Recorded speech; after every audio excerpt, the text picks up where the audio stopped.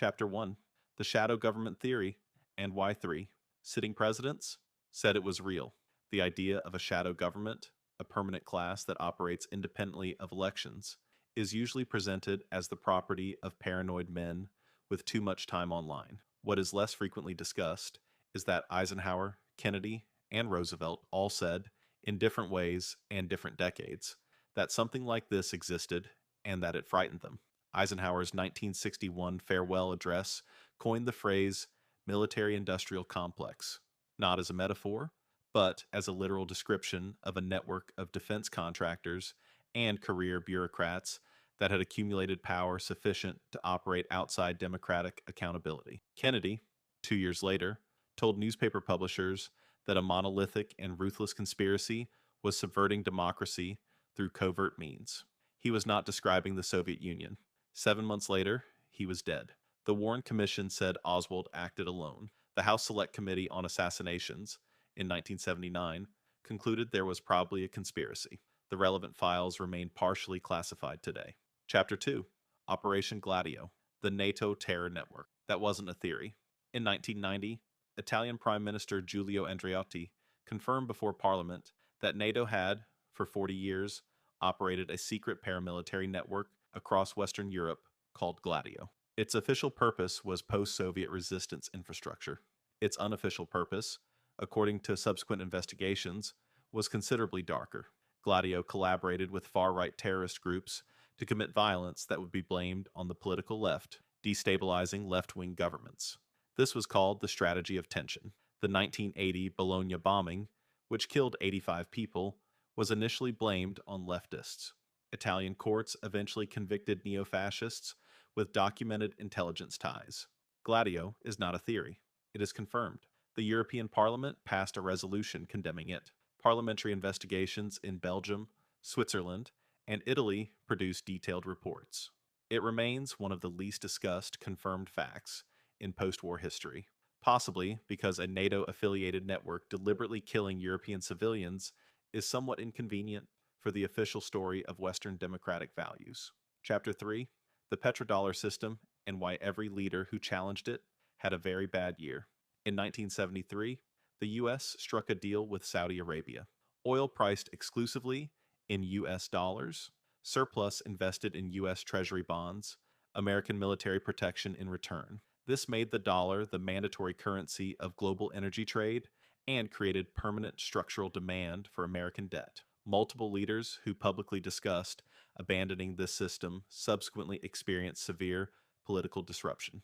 Gaddafi proposed a gold-backed African currency to replace the dollar for oil in 2009. He was removed in 2011. Saddam switched Iraqi oil sales to euros in 2000. He was invaded in 2003 on the basis of weapons that did not exist. Iran has pursued alternative payment systems for decades and has been under escalating sanctions for the same period. Correlation is not causation. This disclaimer is required. It is also possible that three leaders who threatened the same financial architecture face the same consequence for the same unstated reason. The petrodollar system continues. No leader has successfully abandoned it and remained in power long enough to confirm the experiment worked. Chapter 4: The Bilderberg Group, or the Annual Meeting, where journalists are arrested for showing up. Since 1954, approximately 130 individuals, heads of state, central bank governors, defense ministers, and the CEOs of the world's largest corporations have met annually at a rotating luxury venue. No minutes are published. No press access is permitted. Protesters outside are regular. Journalists approaching the building have been detained by local police. What is documented? Bill Clinton attended in 1991, the year before his presidential campaign. Tony Blair attended in 1993, before becoming prime minister. Multiple future EU commissioners, NATO secretaries general, and central bank heads attended before assuming their positions. The defenders say this proves only that influential people attend influential meetings. The critics say that when the same private group repeatedly produces the next generation of world leaders with no public record of what was discussed, calling it an informal forum is a category error large enough to live in. Chapter 5: The Federal Reserve, Private Banks, and the Conspiracy that runs every economy on Earth. The Federal Reserve is not a government institution. This is not a conspiracy theory.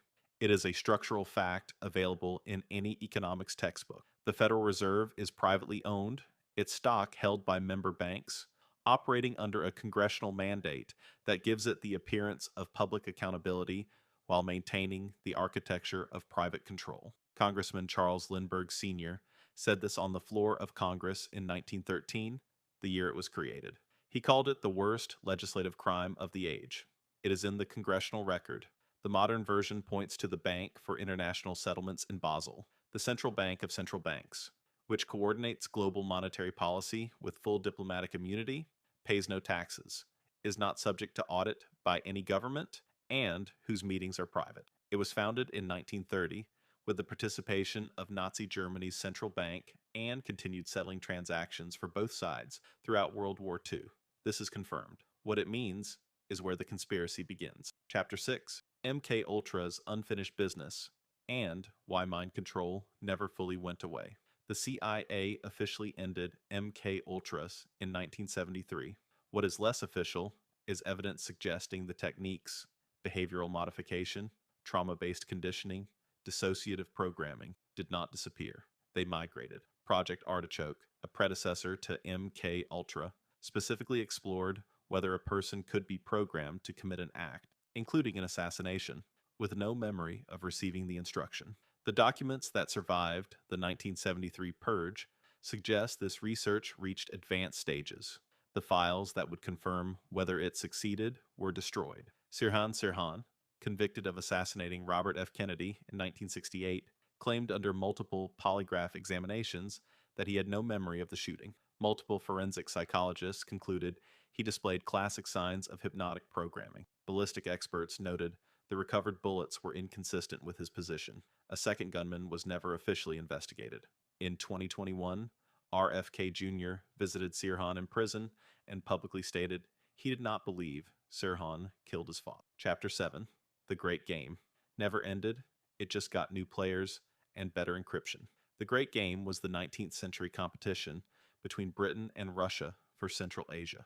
Proxy war, puppet governments, manipulated ethnic conflicts, intelligence operations. It was, in retrospect, an honest description of how empires function. The conspiracy is that it never ended. Zbigniew Brzezinski, National Security Advisor to President Carter, published a book in 1997 called The Grand Chessboard, describing Eurasia as the central prize of global power competition and outlining the strategies required to prevent any single power achieving regional dominance. He published this in hardcover with an index. The candor is almost more disturbing than secrecy. The sense that geopolitical manipulation is so accepted among the relevant class that it can be documented for sale at airport bookshops, confident the population being discussed will never read it. Chapter 8, The September 11th. Questions that have never been satisfactorily answered. This is not the section that argues the planes were holograms. This is the section that notes the 28 classified pages of the Joint Congressional Inquiry,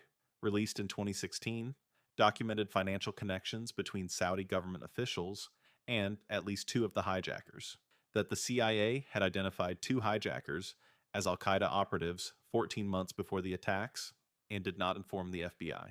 That NORAD's timeline of its own response changed 3 times in official testimony. Building 7, the 47-story skyscraper that collapsed at freefall speed without being struck by a plane, was not mentioned in the 9/11 Commission report. The Commission's executive director later acknowledged they had run out of time to address it. A 2020 University of Alaska Fairbanks study disputed the official NIST conclusion that office fires caused the collapse. The attacks produced the Patriot Act, the invasion of Afghanistan, the invasion of Iraq, NSA mass surveillance, and a restructuring of executive power across Western governments.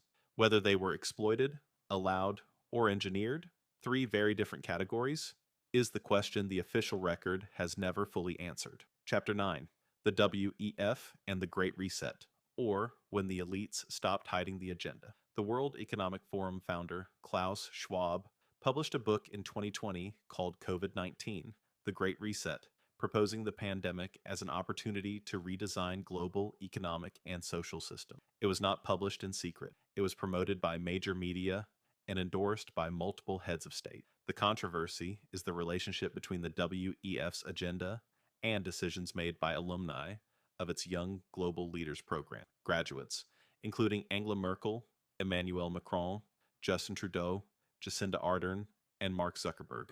Schwab himself, in a 2017 Harvard address, stated with evident satisfaction that the WEF had penetrated cabinets of governments around the world. Critics who found this alarming were told they had misunderstood context. The statement is on video. What the WEF's Davos sessions actually produce, given their private nature, remains partially a matter of interpretation. Chapter 10. The Pattern and Why. Every generation discovers it and does nothing. Lay every chapter side by side, and one pattern emerges with uncomfortable consistency. In every case, the official position at the time was that nothing coordinated was happening. The people raising questions were called conspiracy theorists. Then, between 10 and 40 years later, the documents came out. Gladio was confirmed. MK Ultra was confirmed.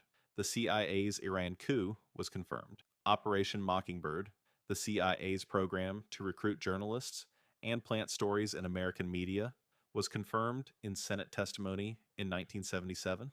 The conspiracy theory of one decade is the declassified document of the next. What makes this the most controversial geopolitical conspiracy ever is not that it is unprovable. It is that pieces of it are proved repeatedly across decades and continents, and the institutional response is always identical. A hearing, a report, an acknowledgement, and then the machinery continues. Nobody goes to prison. The programs migrate under new names. The most controversial geopolitical conspiracy ever is not a single event or organization. It is the accumulated, documented record of powerful institutions doing things to populations that those populations were never supposed to know about, and the equally consistent record of those populations finding out, being outraged for one news cycle, and then moving on. The files are public. The pattern is visible. Most people don't look. You just did.